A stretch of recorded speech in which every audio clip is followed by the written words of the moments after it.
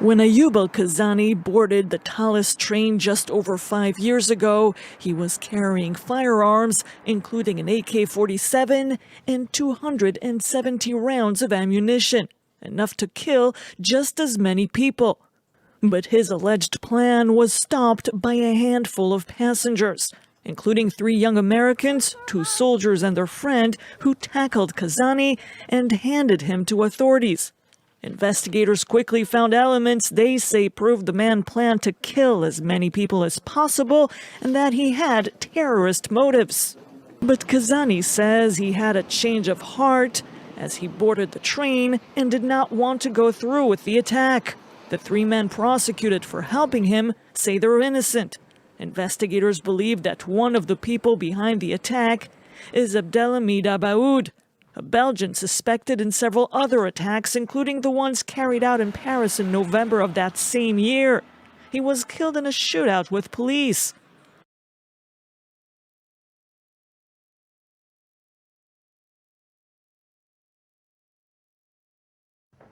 On Sunday, President Trump golfed. But before hitting the links for the second day in a row, Trump ignited a short-lived media frenzy when he seemed to finally admit defeat. Tweeting about President-elect Joe Biden, he won because the election was rigged. But soon that tweet came down and Trump sent out a new one saying, "I concede nothing."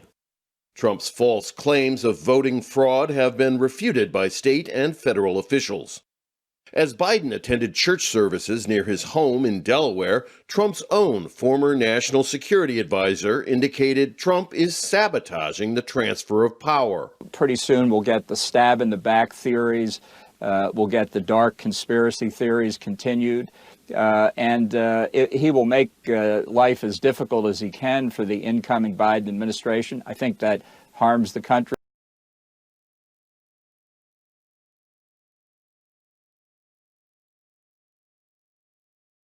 A standoff between people exercising their right to vote and those fearing the system is being cheated. This is Varnica, a border town linking Moldova to the self-declared unrecognized Republic of Transnistria, a fiercely pro-Russian enclave and strongly supportive of the pro-Moscow incumbent President Igor Dodon.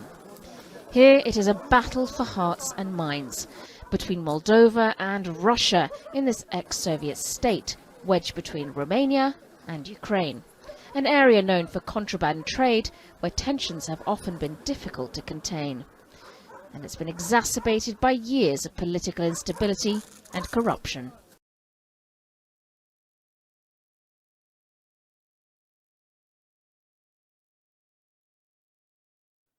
Now, the Secretary-General of South Africa's ruling ANC party was charged with 21 counts of fraud and corruption last week. Ace Magashule is out on bail awaiting trial that is set to begin in February. He's just one of high-ranking members, but far from the only one of the ANC to face corruption charges. Former President Jacob Zuma was ousted by party members for the same. It comes a very long way.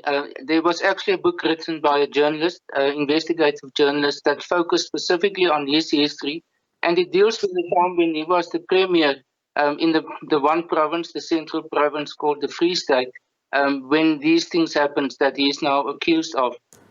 He was the main opponent, or is the main opponent of President Ramaphosa. He, in a sense, still is now leading the faction within the ANC, which opposed him 3 years ago when President Ramaphosa was elected as the ANC's president.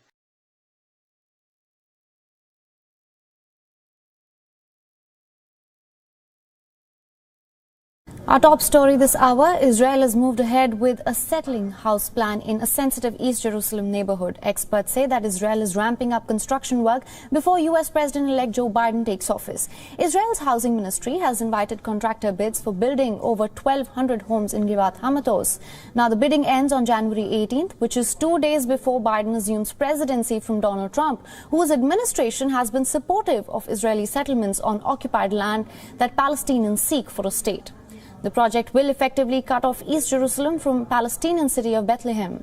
Now Palestinians claim that Jerusalem is capital of their future state. Biden has publicly criticized Israeli settlements in the city when he was the U.S. vice president. However, during his recent presidential campaign, Biden said that he will not reverse Trump's recognition of Jerusalem.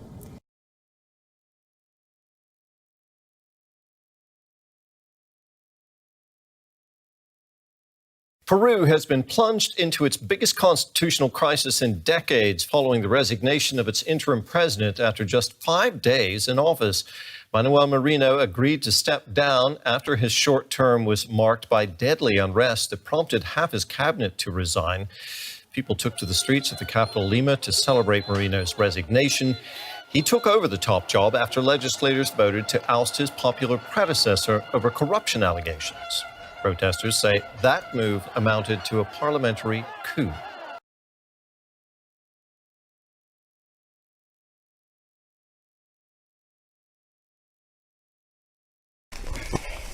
Displaced by the conflict against ISIL, these families are headed towards an uncertain future. They are the last ones to leave Hamam al-Alil camp, one of several such facilities ordered shut by Iraq's government in recent weeks. Authorities say they are leaving voluntarily, but many here see it differently. Of course they forced us. I swear by God. They forced me to leave this camp. We felt comfortable here. All the residents felt comfortable. Families in the camps received shelter, food aid and access to education and health services. 3 years after the government declared victory over ISIL, it says it's time for those displaced to go home. But NGOs warn camp closures have been rushed and could leave tens of thousands of people homeless at the onset of winter and during a pandemic.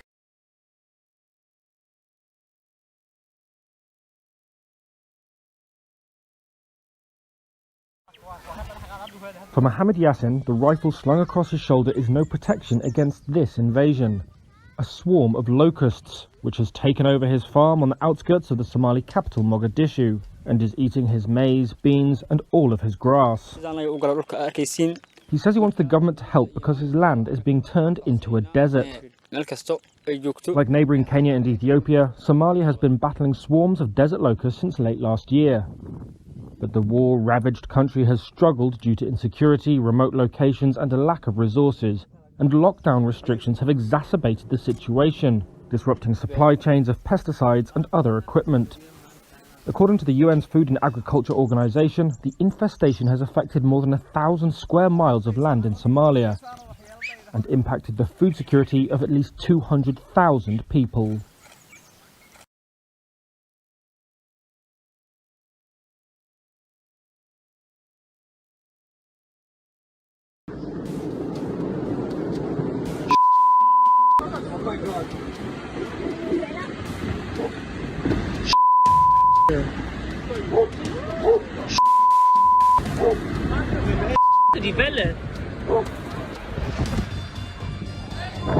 Run! Run!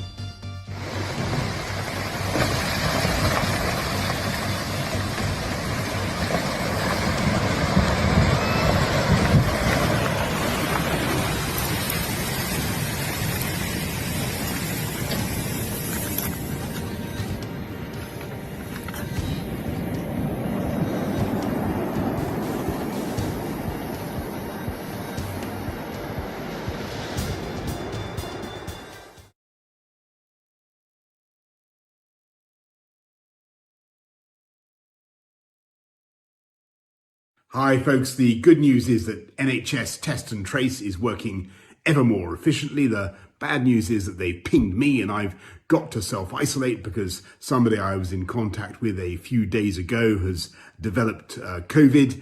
And it doesn't matter that we were all doing social distancing. It doesn't matter that I'm fit as a butcher's dog, feel great. So many people do in my circumstances. And actually, it doesn't matter that I've had the disease and I'm bursting with antibodies. We've got to interrupt the spread of the disease, and one of the ways we can do that now is by self-isolating for 14 days when you get contacted by NHS Test and Trace. And I do it with a high heart, full of optimism and confidence. That's the way forward. I'm absolutely confident that together we can beat this disease. Don't forget, hands, face, space.